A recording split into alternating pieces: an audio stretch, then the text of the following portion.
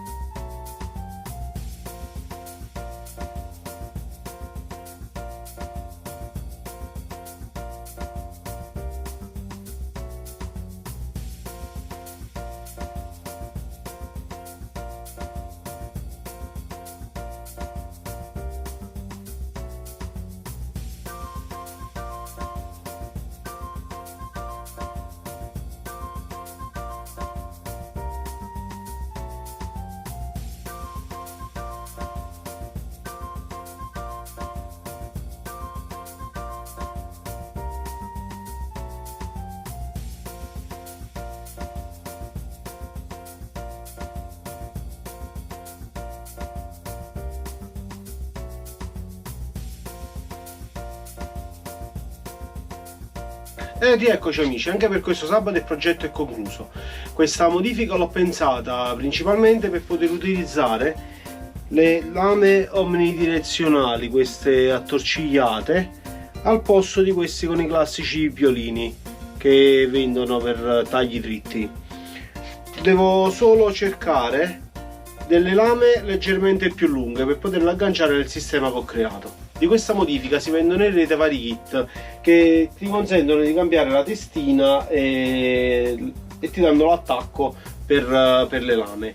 Però siamo maker, quindi ci piace sporcarci le mani e inventare soluzioni alternative. Se non siete iscritti al canale iscrivetevi e spuntate la campanellina per poter vedere altri progetti come questo. Se vi è piaciuto il video fatemelo sapere. Ci vediamo sabato prossimo.